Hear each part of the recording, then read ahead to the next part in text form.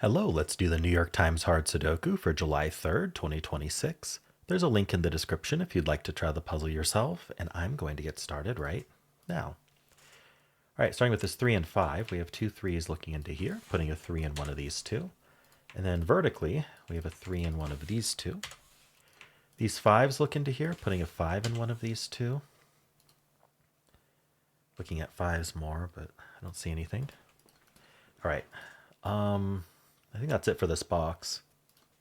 We've got 1, 3, and 4 here. The 1 looks into here, putting a 1 in one of these two. We don't have anything else in this column, unfortunately. We could look at 5, 6, 7, 8 against this column. It's extremely unlikely, but yeah, we don't. I mean, we get close. This cell can't be 6, 7, or 8. Can we do anything with that? Not yet. We'll keep an eye on it. All right, let's keep going. So the 3, nothing. The 4, nothing. It's in one of these two. All right. I think that's it for this box. We've got the 5 and the 8 here. Anything? Yeah, I mean, we have two 5's looking into here, so we can mark 5's in this box. The 8's look down, putting an 8 in one of these two. So far, not much going on. Not much with this top band at all. Let's do this next band. So we have the 2. Don't see anything with 2. 4. No.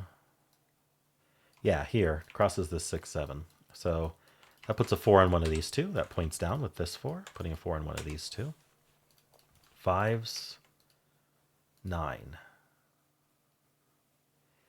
This is a filled box row, so we want to look at these digits for anything that's not yet placed in the box. So the 5 is placed. 6, 8, and 7 are not. So actually the 6, 8 forms a hidden 6, 8 pair, which is going to be huge.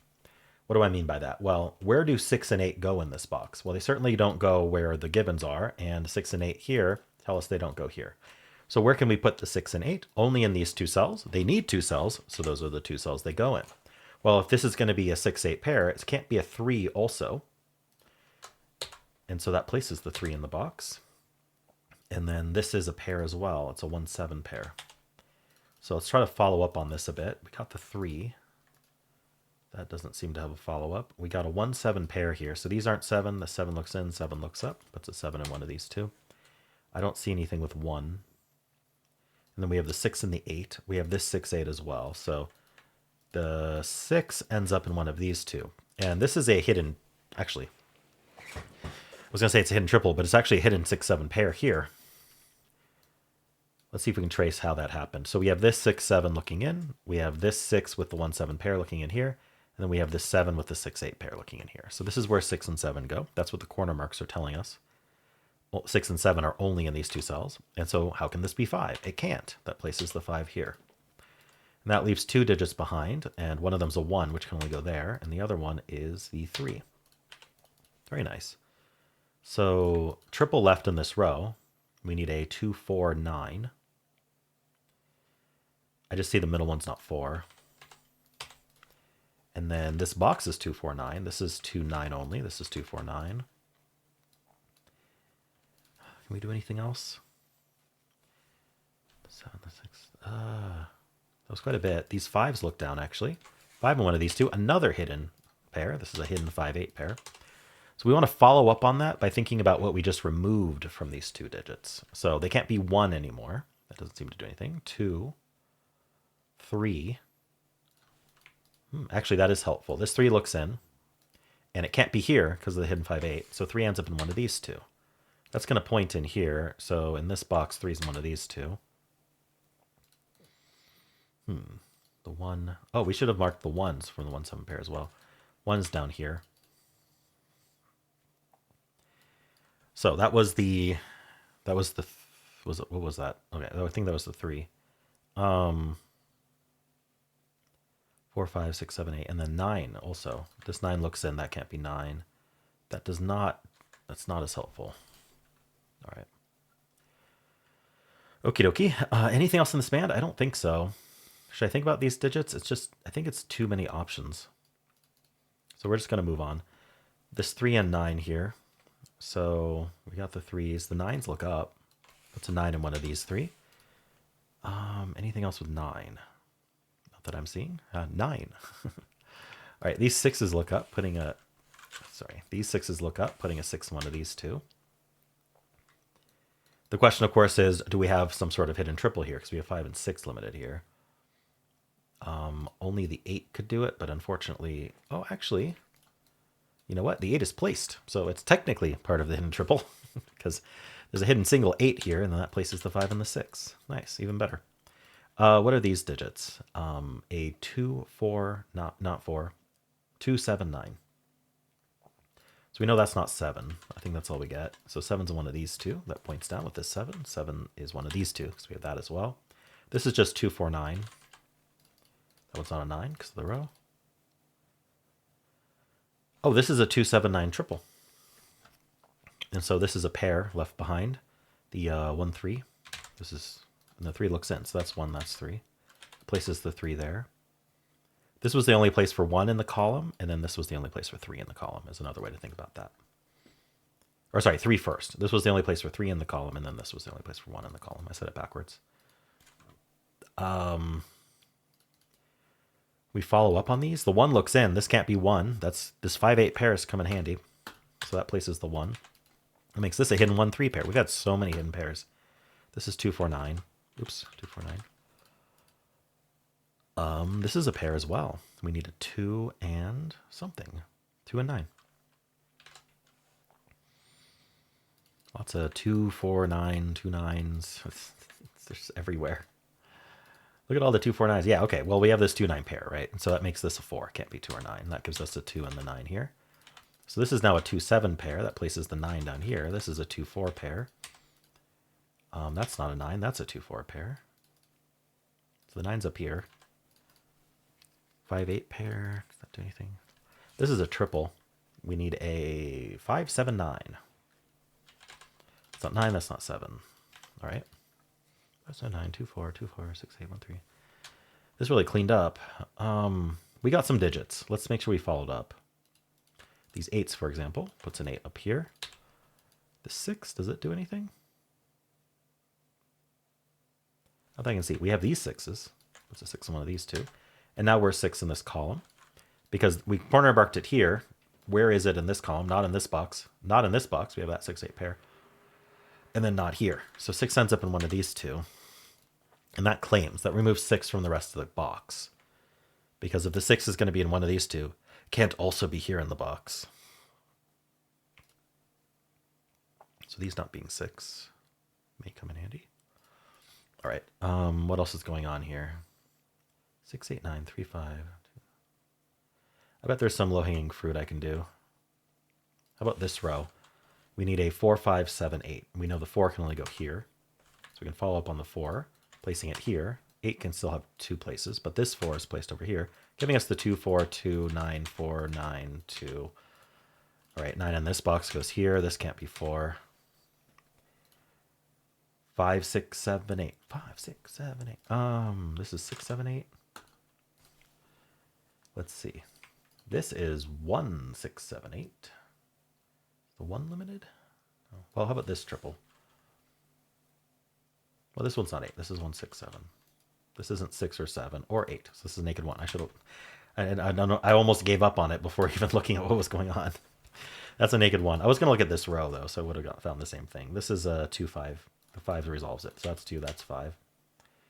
And so these 2s look up, putting a 2 in one of these 2, and then the 5s are done. This is 5, 7, 8, not a 5.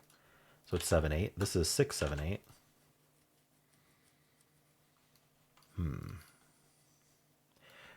Just to point it out, I don't use uniqueness. Uniqueness is a class of techniques that assume there is only one solution to the puzzle. There is only one solution. We all know that.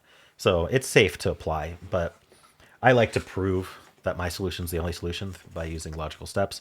And if you assume that there's only one solution and you use that in your logic, then you can no longer prove that that was true. Just prove that the solution you found is a solution. Anyway, all that said, if we know that there's only one solution, we know there has to be a 7 in one of these 2. And that would cause this to be an 8. Because if this was a 6, 8 pair, if there wasn't a 7 in one of these 2, then these 6, 8 pairs cause a problem for the assumption that there's only one solution. Because in this column, there's a 6, 8 pair. In this column, there's a 6, 8 pair. In this row, and in this box, and in this box. So these would be 6, 8 pairs with no way to resolve it. There would be no 6 or 8 that you could place anywhere that would actually resolve whether the 6s were supposed to go like this or whether the 6s were supposed to go like that.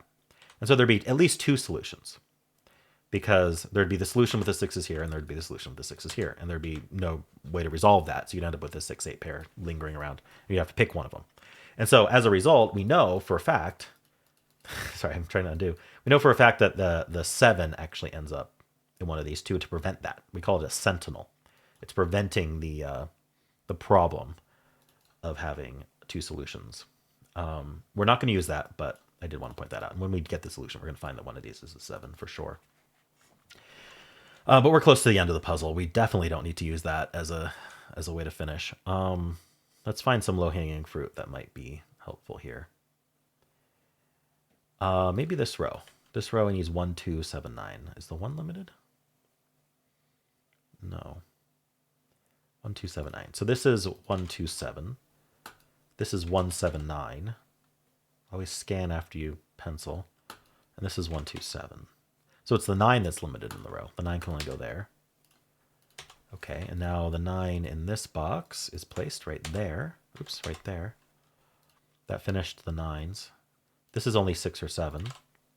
That's a 6, 7 pair in this row. That means this can't... Oh, sorry, we had the claiming 6s. That's a weird way to do it. We had the claiming 6s here, right? So we actually can't make this a 6. That's the whole thing. So that's a 7. That places this 6, which means the 6 is up here. This is 8 and 2, and this is 1. That gives us 7, 1, 6, 8. This is 6. This is 7. There you go. That was a 7. That's 8. We get the 5 and 7 there. That's 5 and 8. That's 7 and 6. That's a 7 and a 2. That's a 1, 3, and 1. And then we've got 3. Oopsie. We got 3. We got 2. We got 7. All right. Now, I will point out that this puzzle is going to have rectangles like that. Now, one thing I should point out is you have to find it in 2 boxes. It's a rectangle in 2 boxes. If it was a rectangle in 4 boxes, that absolutely can get resolved, because it can be resolved by their individual boxes. You have to have the pair exist in the 2 rows, 2 columns, and 2 boxes. Anyway, let me find an example of a rectangle that does exist in this puzzle. One's right here. So why did uniqueness not work here? Why were we able to resolve it? Well, this was a given 8, and that's the whole point. If the solution is going to have a rectangle like this, at least one of those digits has to be given in order to tell us which of those 2 solutions we're supposed to use. And so ultimately, you can think of the givens in the Sudoku kind of as just a set of disambiguations for all of the uniqueness problems in the puzzle that ends up making it unique. And that is actually how they found that it was impossible for 16 givens to make a Sudoku unique. You need at least 17 to make a Sudoku unique. And they proved that with a lot of computational power, but the fact that the computational power was possible, that it was even viable to run that computation, even if it took years, was that they exploited that property. They found a bunch of patterns in every possible solution and showed that you had to place at least 17 givens in order to resolve all of those patterns. Anyway, pretty neat stuff. I have a video that I recorded a while ago with Philip Newman called the Stokult podcast, or Stokult discussion. In one of the episodes we did cover uniqueness, and it was pretty neat. We covered all that stuff. All right. Anyway, how'd you do?